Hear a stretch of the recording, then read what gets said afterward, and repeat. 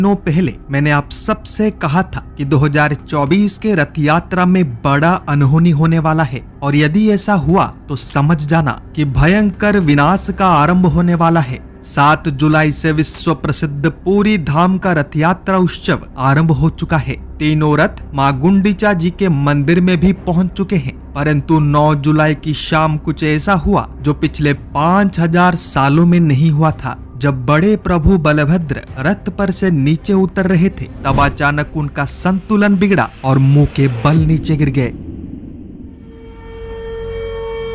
जय और पराजय का विचार छोड़ के कर्तव्य पर ध्यान दो, डर अपने आप दूर हो जाएगा। संसार में हो रहे प्रत्येक घटना के पीछे कोई ना कोई कारण अवश्य होता है, बस उसे सही से समझने की आवश्यकता है। भविष्य मालिका के ग्रंथों में पंच सखाओं ने अनेकों बार कहा है कि जब पुरी के जगन्नाथ धाम में कोई अनहोनी होगा तो उसका प्रभाव संपूर्ण विश्व में दिखाई देगा। 1999 के बाद से ही कलयुग के धाम में ऐसी घटनाएं हो रहे हैं जिनका स्पष्टीकरण ना ही विज्ञान दे सकता है ना ही आध्यात्म, क्योंकि जहां पर ये दोनों समाप्त होते हैं वहीं से परम ब्रह्म का लीला आरंभ होता है। 1999 में हुए कारगिल युद्ध से ठीक पूर्व जगन्नाथ धाम का आकाश लाल हो गया था। 2001 में हुए संसद पर हमले से ठीक पूर्व नीलचक्र पर गिद्ध पक्षी बैठा था। 2022 में रशिया यूक्रेन युद्ध से पूर्व धाम का आकाश लाल होने के साथ साथ मंदिर के अंदर रक्त के छींटे गिरे थे। 2023 में इजराइल हमास युद्ध से पूर्व भी मंदिर के अंदर रक्त के छींटे गिरे थे। ऐसे अनेकों उदाहरण हैं जो प्रमाणित करते हैं कि विश्व में होने वाले प्रत्येक महत्वपूर्ण घटना से पहले ही महाप्रभु जगन्नाथ अपने भक्तों को संकेत दे देते हैं और उन संकेतों को सही से डिकोड करने के लिए महाप्रभु जगन्नाथ जी ने अपने 5 तत्व यानी पंच सखाओं के माध्यम से भविष्य मालिका का रचना किया है। इस साल रथ यात्रा में 10 लाख से भी अधिक भक्त एकत्रित हुए हैं। भक्तों के इस समुद्र को नियंत्रण करना अत्यंत कठिन कार्य है, इसीलिए इस बार रथ यात्रा में कुछ शरारती तत्वों के कारण भगदड़ मच गया और देखते ही देखते अनेकों लोग कुचले गए। परंतु इस साल इस भगदड़ के अलावा भी कुछ ऐसा हुआ है जो कलयुग के पिछले 5000 वर्षों के इतिहास में कभी नहीं हुआ था।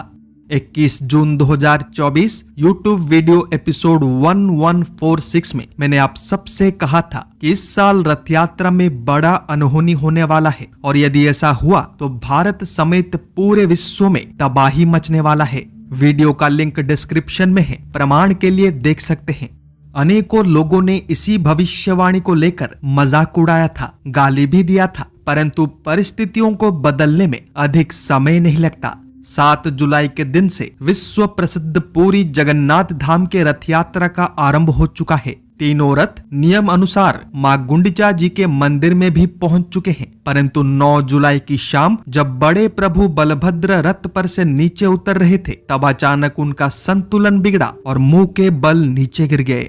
इस भयानक दृश्य को देखकर वहां पर उपस्थित प्रत्येक भक्त चीखने चिल्लाने लगा। संपूर्ण धाम त्राहिमाम त्राहिमाम के गर्जना से कांप उठा एवं पूरा का पूरा ओडिया जाति स्तब्ध रह गया, क्योंकि जब पृथ्वी को धारण करने वाले अनंत शेष स्वयं नीचे गिर चुके हो तो भला इस कली ग्रासित सभ्यता को गिरने से कौन बचाएगा। पवित्र नीम के लकड़ी से निर्मित बड़े प्रभु बलभद्र जी का विग्रह इतना वजनदार है कि 100 मनुष्य मिलकर भी उन्हें उठा नहीं सकते। विग्रह को कहां से पकड़ना है, कहां से उठाना है, कैसे उठाना है, इन सब में प्योर फिजिक्स अप्लाई होता है और हम जैसे साधारण लोगों के लिए इन्हें समझना और प्रैक्टिकली करना एक असंभव कार्य है। इसी कारण एक विशेष सेवकों का परिवार ही इस कार्य को करता है, जिनको हजारों वर्षों का अनुभव है, परंतु आज ये परिवार भी कली ग्रासित हो चुका है। हर साल जब विग्रह रथ पर से नीचे उतरते हैं तब उनके पीछे काउंटर सपोर्ट देने के लिए एक रस्सी बंधा हुआ रहता है, जिसके माध्यम से सेवक विग्रह को स्थिर रखते हैं और उसे गिरने से बचाते हैं। परंतु इस बार ना ही रस्सी बांधा गया था, ना ही पीछे उपस्थित सेवक सहायता कर रहे थे। उल्टा आराम से रथ पर टहल रहे थे जैसे किसी पार्क में घूमने आए हो, और तो और उनमें से अनेकों लोग सेवक भी नहीं थे। फल स्वरूप पृथ्वी को धारण करने वाले आदि अनंत शेषनाग जी का संतुलन बिगड़ा और वो नीचे गिर गए। पर यह कहानी यहीं पर समाप्त नहीं होता। इस हादसे के बाद स्थानीय पुलिस एवं अन्य सेवायतों ने मिलकर स्थिति को नियंत्रण किया और चारों विग्रह यानी बड़े प्रभु बलभद्र, देवी मां सुभद्रा, महाप्रभु जगन्नाथ एवं सुदर्शन प्रभु जी को सुरक्षित अवस्था में मां गुंडिचा मंदिर के अंदर पहुंचा दिया। परंतु दुर्भाग्य समाप्त होने का नाम ही नहीं ले रहा था। देर रात जब सफाई कर्मचारी सड़कों को साफ कर रहे थे, तब अचानक एक रहस्यमय कार तेज रफ्तार से आया और उन्हें कुचल कर चला गया, जिसमें अनेकों कर्मचारी गंभीर रूप से घायल हो गए। जीवन साथी डाउनलोड कर लो। यहाँ लाखों एलिजिबल सिंगल्स हैं और साथ ही फ्री चैट का ऑप्शन भी है। जैसे पुरी को जगन्नाथ धाम कहा जाता है, वैसे ही केंद्रापड़ा को बलभद्र जी का धाम कहा जाता है और इस बार के रथ यात्रा में वहां पर भी अनहोनी देखने को मिला है।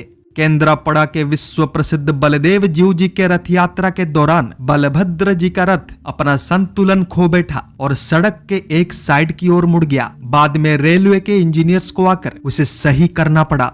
यह अनहोनी, यह हादसे, ये दुर्घटनाएं साधारण नहीं है, ना ही ये किसी प्रकार का संयोग है, बल्कि ये संकेत है उस विनाश का जिसके विषय में मैंने आपको 18 दिन पहले ही कह दिया था। पहला है महायुद्ध का संकट। 13 दिनों के पक्ष का डायरेक्ट प्रभाव अगले 6 महीनों तक रहेगा, जिसके कारण मनुष्य और अधिक उग्र हो जाएंगे एवं एक दूसरे के साथ लड़ने लग जाएंगे। सरल भाषा में कहूं तो विश्व में नए वॉर फ्रंट्स खुलेंगे एवं पहले से जारी फ्रंट्स और भी भीषण हो जाएंगे। दूसरा है वैश्विक आर्थिक संकट। बड़े बड़े देश जैसे कि UK, Japan, Germany, France, Italy, Canada, south Korea आज रिसेशन यानी आर्थिक मंदी का शिकार हो चुके हैं, परंतु आगे ये स्थिति और अधिक गंभीर होने वाला है, जिसके कारण विश्व के अधिकतर देश बर्बाद हो जाएंगे। तीसरा एवं अंतिम है जल प्रलय। वर्तमान के समय पर विश्व के अनेकों देशों में बाढ़ और लैंडस्लाइड्स का तांडव जारी है। हजारों लोगों का मृत्यु हो चुका है, अनेकों अंचल तहस नहस भी हो चुके हैं, परंतु अब सिचुएशन आउट ऑफ कंट्रोल जाने वाला है। यानी अब ऐसा खंड प्रलय होगा जिसका चित्र देखकर ही अनेकों लोगों का आत्मा कांप उठेगा। क्या आप बता सकते हैं कि रथ यात्रा में पौंडी विजय के दौरान महाप्रभु जगन्नाथ जिस मुकुट को धारण करते हैं उसका नाम क्या है? जल्दी से उत्तर कमेंट कर दीजिए, क्योंकि सही उत्तर देने वालों में से एक का नाम मैं कल के अध्याय में प्रकाशित करूंगा। पिछले अध्याय में मैंने पूछा था कि प्रथम विश्व युद्ध का आरंभ